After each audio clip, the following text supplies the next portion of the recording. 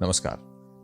भारतीय इतिहास में ऐसे कई उदाहरण मिलते हैं जहां साधारण परिवारों में जन्मे लोगों ने अपनी प्रतिभा, साहस और नेतृत्व के बल पर बड़े बड़े राज्य स्थापित किए। मध्य भारत की प्रसिद्ध इंदौर रियासत का इतिहास भी ऐसी ही प्रेरणादायक कहानी है। बहुत कम लोग जानते हैं कि इंदौर रियासत की नींव रखने वाले मल्हार राव होलकर का संबंध एक ऐसे समुदाय से था जो परंपरागत रूप से भेड़ पालन और चरवाही से जुड़ा था।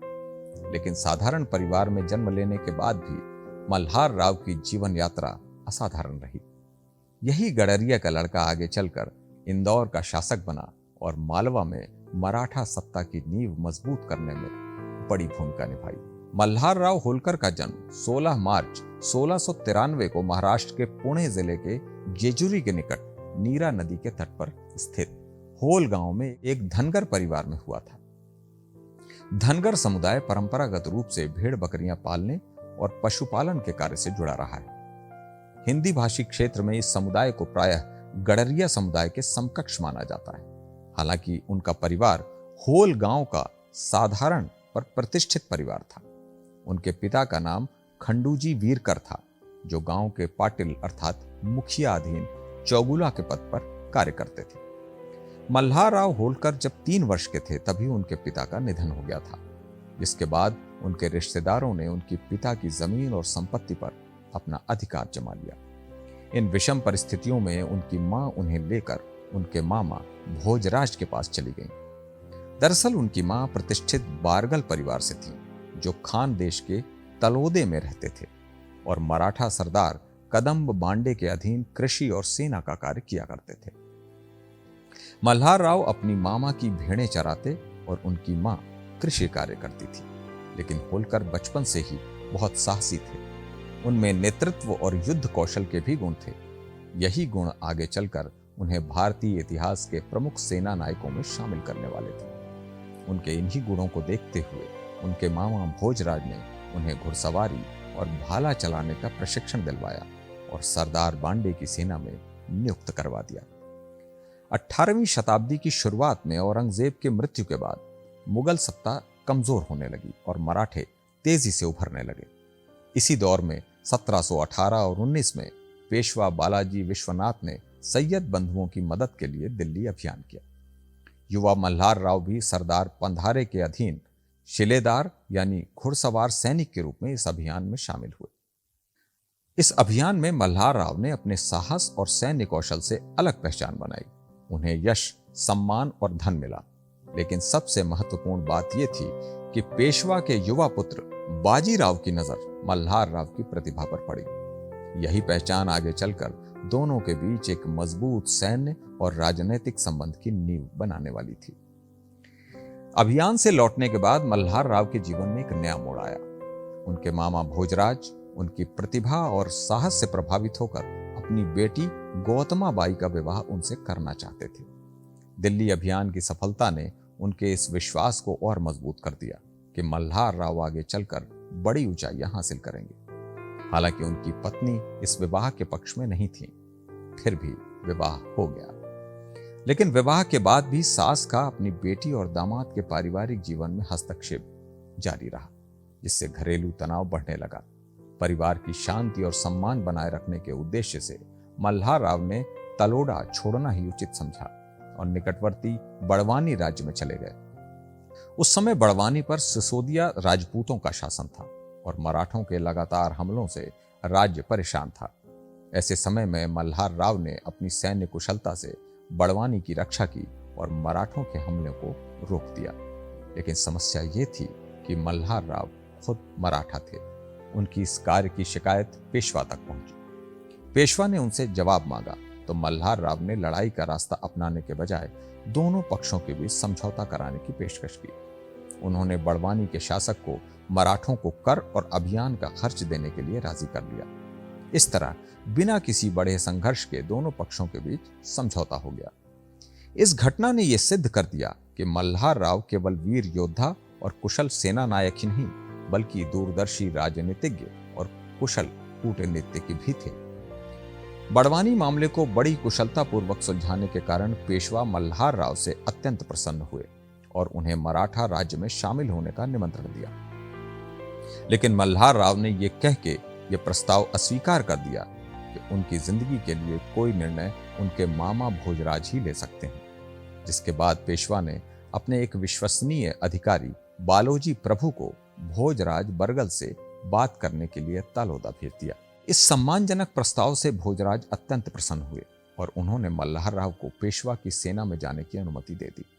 मल्हार राव सरदार मांडे के बड़े भाई रघुजी की अनुमति से पेशवा की सेना में शामिल हो गए।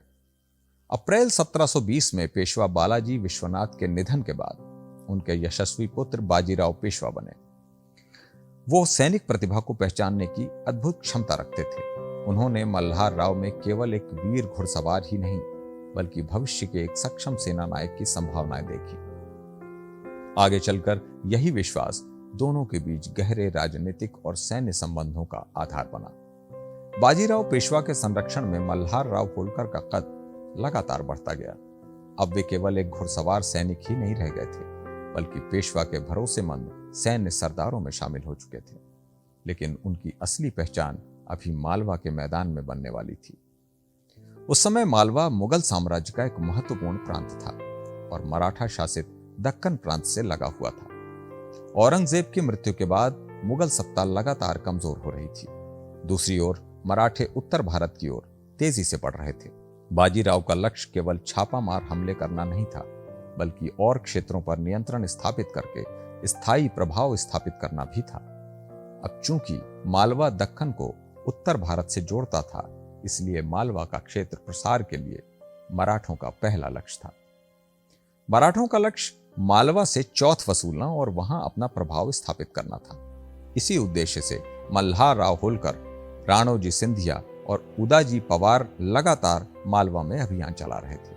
1728 के अमझेरा युद्ध में चिमाजी अप्पा के नेतृत्व में मराठों ने मालवा के मुगल सूबेदार गिरधर बहादुर को पराजित कर दिया। इस विजय के बाद मालवा में मराठों का प्रभाव तेजी से बढ़ा और 3 अक्टूबर 1730 को मल्हार राव होलकर को मालवा में मराठों का प्रमुख सरदार नियुक्त किया गया।